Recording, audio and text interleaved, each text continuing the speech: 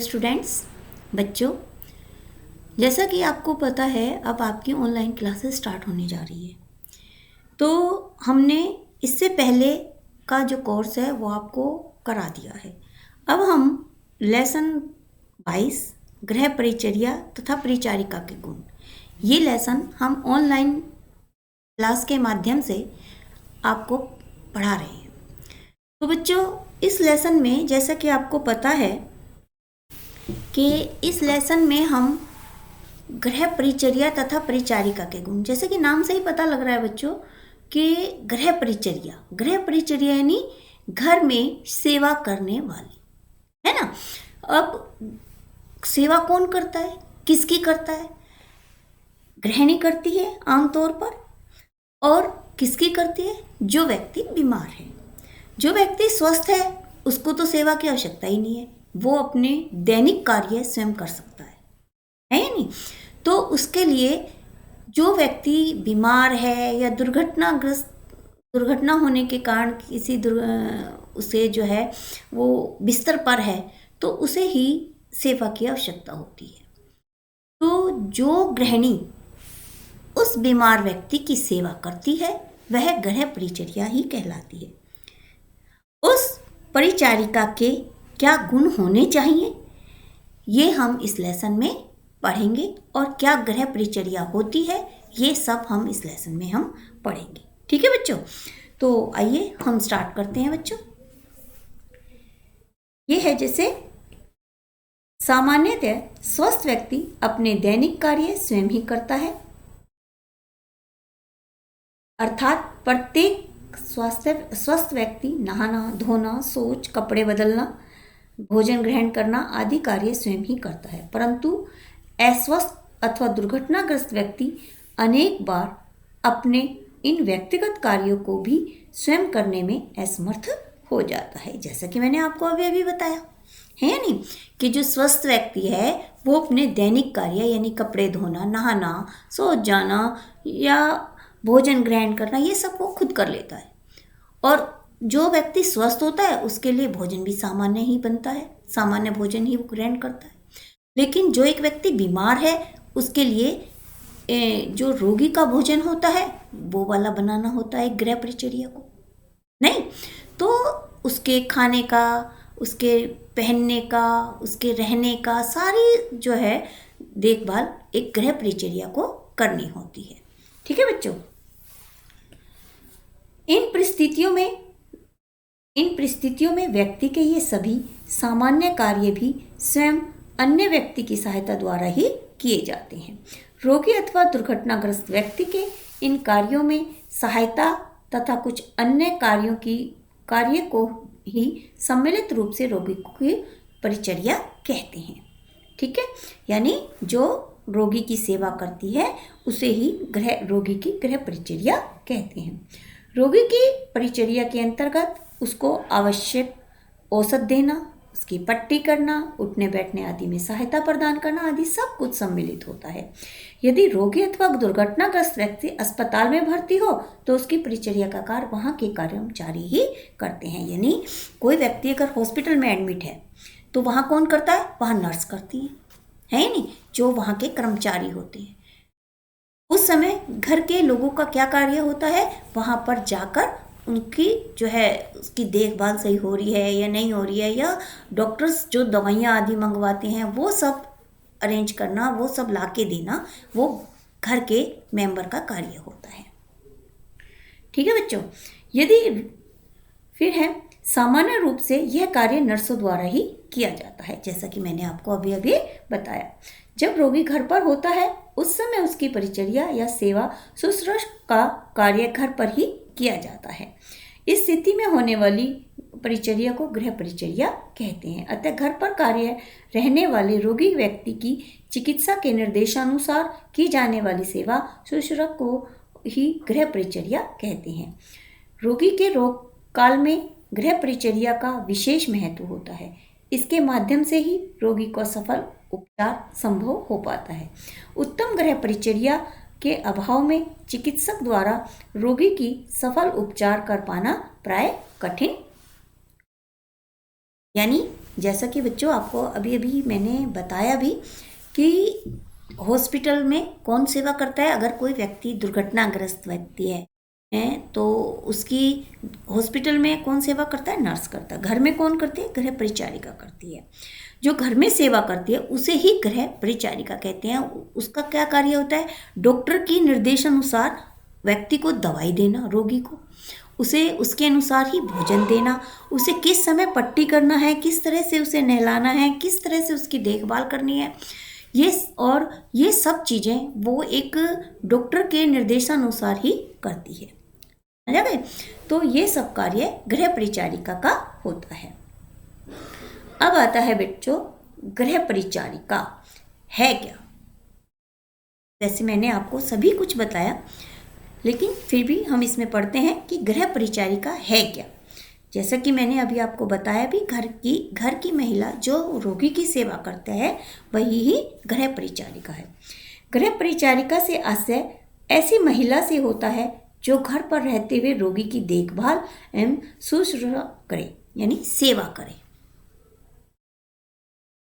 गृह परिचारिका सामान्य रूप से महिला ही होती है। यदि कोई पुरुष किसी रोगी की सेवा शुश्रूषा करता है तो वह गृह परिचारिक कहलाएगा। यानी महिला करेगी तो गृह परिचारिका कहलाएगी और पुरुष करेगा तो गृह परिचारिक। ठीक है, तो ये अंतर आपको पता होना चाहिए। रोगी के लिए गृह परिचारिका का विशेष महत्व होता है। चिकित्सक के आदेशों को व्यवहारिक रूप देने का कार्य गृह परिचारिका ही करती है। वह जहाँ एक ओर रोगी की देखभाल करती है, उसे दवा और पथ्य देती है, उसकी विभिन्न कार्यों में सहायता करती है, वहीं वह डॉक्टर को भी रोगी के विषय में आवश्यक सही सूचना देती है। यानी वो डॉक्टर के निर्देशानुसार कार्य तो करती ही है, साथ ही वो जो रोगी की वास्तविक स्थिति है वो भी डॉक्टर को बताती है। यानी कहने का मतलब ये है कि जो गृह परिचारिका होती है वो रोगी और डॉक्टर के बीच में एक कड़ी का कार्य करती है। समझ आ गया बच्चों? परिचारिका द्वारा दी गई सूचना के आधार पर ही चिकित्सक रोगी के उपचार को चलाता है तथा आवश्यकता पड़ने पर उसमें परिवर्तन करता है। अतः गृह परिचारिका वह मध्य की कड़ी है जो रोगी एवं डॉक्टर के बीच सही संबंध स्थापित करती है। उसके सहानुभूति एवं स्नेहमय व्यवहार से रोगी अपने कष्ट को भी भूला करता है और शीघ्र ही अच्छा हो जाता है। अगर गृह परिचारिका उसके अच्छे से सेवा करती है, उसको मतलब गुस्सा नहीं करती, सहानुभूतिपूर्ण व्यवहार करती है, तो ऐसे में क्या होता है कि एक रोगी को सहानुभूति व्यवहार की बहुत ही आवश्यकता होती है। जब एक गृह परिचारिका रोगी से सहानुभूतिपूर्ण व्यवहार करती है तो उसका आधा कष्ट जो है वैसे ही कम हो जाता है, यानी वो बहुत ही शीघ्रता से इम्प्रूव करना शुरू हो जाता है। ठीक है ना? अब आता है बच्चों गृह परिचारिका के गुण। इसमें एक गृह परिचारिका के क्या गुण होने चाहिए ये हम आपको इसमें बताएंगे, क्योंकि गृह परिचारिका में बहुत सारे गुण होना भी आवश्यक है। कौन कौन से वो हम इसमें पढ़ते हैं। रोगी के जीवन एवं उसके स्वस्थ होने में परिचारिका की भूमिका विशेष महत्वपूर्ण होती है। परिचारिका का कार्य बहुत कठिन एवं सेवा भाव से परिपूर्ण होता है। यह कार्य हर व्यक्ति नहीं कर सकता। इस कार्य को कुशलता एवं सफलतापूर्वक करने के लिए परिचारिका को मुख्य रूप से निम्नलिखित गुणों में से युक्त होना चाहिए। नंबर 1, क्या क्या उनमें गुण होने चाहिए? जैसे नंबर 1, उत्तम स्वास्थ्य, यानी जो गृह परिचारिका होती है उसका स्वयं का स्वास्थ्य भी सही होना चाहिए, तभी तो वो सेवा कर पाएगी। तो परिचारिका का कार्य अत्यधिक कठिन होता है, क्योंकि हर वक्त सेवा करना ये परिचारिका का कार्य होता है। उसको निरंतर रूप से रोगियों की सेवा एवं देखभाल करनी पड़ती है। ऐसी स्थिति में उसको स्वयं पूर्ण रूप से स्वस्थ होना चाहिए, क्योंकि यदि वह स्वयं दुर्बल है तो वह रोगियों द्वारा वायु में छोड़े जाने वाले रोगाणुओं से भी बच सकती है। ये मुख्य बात है बच्चों, है, और स्वयं भी रोगी, वरना वो स्वयं भी रोगी बन सकती है। यानी कुछ रोग ऐसे होते हैं ना कि रोगी की सेवा करने, जो रोगी होता है उसमें उसके कुछ कीटाणु हवा में फैलते हैं। अगर उसकी इम्यूनिटी मजबूत होगी, वो अच्छे से स्वस्थ होगी, तो उसमें इतनी मतलब इम्यूनिटी होती है कि वो जो कीटाणु होते हैं वो उनसे लड़ सके, उनको उसके शरीर में जो है, अगर वो कीटाणु किन्हीं कारणों से जाते भी हैं तो वो उनसे लड़ सके, वो उस रोग की चपेट में ना आए। समझ गए? तो ये बहुत ही आवश्यक है। दूसरा है बच्चों हंसमुख स्वभाव। जैसा कि आपको पहले भी बताया था बच्चों, हंसमुख स्वभाव रोगी का को जल्दी स्वस्थ करने के लिए ये बहुत जरूरी है कि हंसमुख हो स्वभाव। ठीक है, रोगी व्यक्ति सामान्य रूप से चिड़चिड़ा हो जाता है। यदि उसके साथ बातचीत करने वाला व्यक्ति यदि हंसमुख स्वभाव वाला है तो परिचर्या निभ जाती है, अन्यथा बात बात पर कलह हो सकती है। अनेक बार तो रोगी व्यक्ति औषध अथवा आहार न ग्रहण करने की जिद करने लगता है।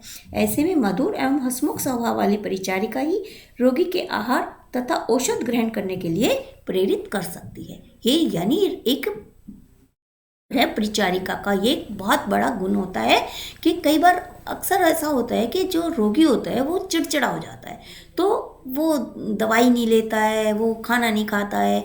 तो ऐसे में क्या होता है बच्चों कि उसे प्यार से समझाना, उसे आराम से सहानुभूतिपूर्ण समझाना, तो समझा बुझाकर उसे दवाइयाँ देना, उसे खाना देना, तो ये सब चीज़ें एक परिचारिका का ही कार्य है। ठीक है बच्चों, अब है तीसरा है हमारा कोमल स्वभाव।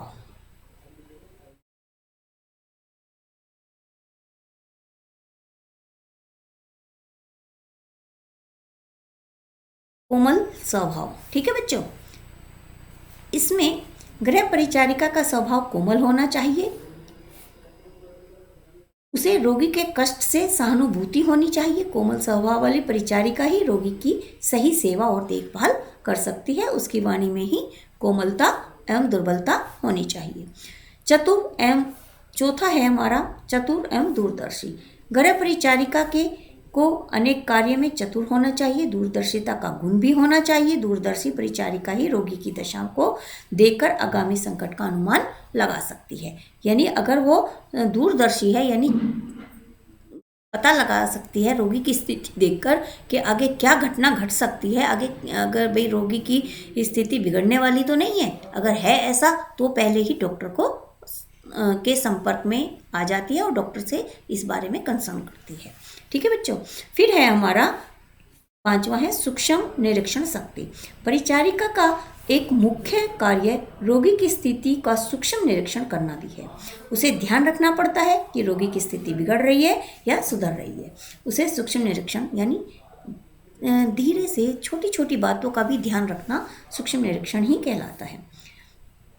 फिर है हमारा नितांत समुचित सहन शक्ति।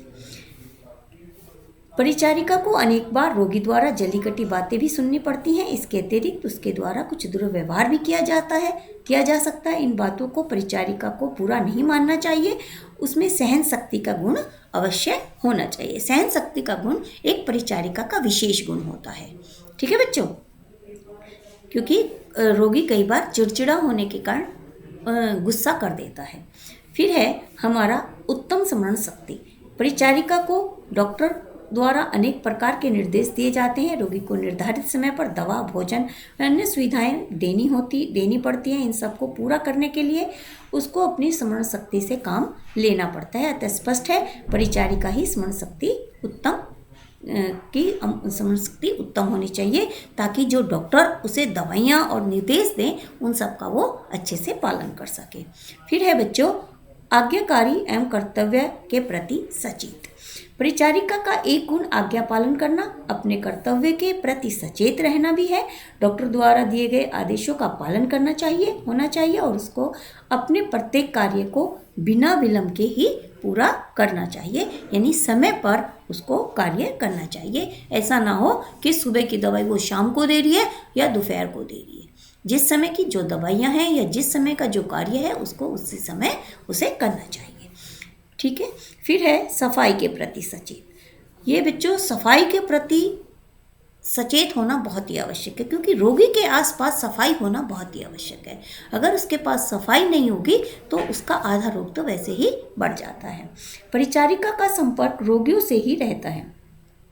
पर रोगियों के रोगमुक्त एवं स्वस्थ होने के लिए स्वच्छता का बड़ा महत्व है। अतः परिचारिका को हर प्रकार से साफ रहना चाहिए, उसे स्वयं भी साफ रहना चाहिए और उसके आसपास भी सफाई करनी चाहिए। उसको हर प्रकार की सफाई से गहरा लगाव होना चाहिए। स्वयं तथा स्वास्थ्य के दृष्टिकोण से सफाई का विशेष महत्व उसे देना चाहिए। फिर है बच्चों रोगों का समुचित प्राथमिक ज्ञान।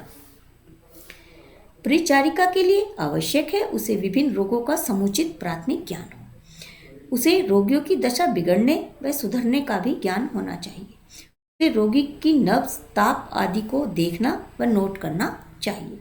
इसके अतिरिक्त उसे रोगी की पट्टी बांधना, बर्फ की पट्टी रखना आदि भली भांति का ज्ञान होना चाहिए। यानी रोगी को अगर तेज बुखार है तो उसे ठंडे पानी की पट्टियाँ रखना, अगर उसको चोट लगी है तो उसको पट्टी बांधना, समय समय पर उसे दवाइयाँ देना, ये सब चीज़ें एक गृह परिचारिका का कार्य होता है। ठीक है बच्चों, तो ये था हमारा गृह विज्ञान में लेसन 22 का। आज का हम इतना ही पढ़ेंगे बच्चों, और इससे आगे हम अगली वीडियो में पढ़ेंगे। धन्यवाद।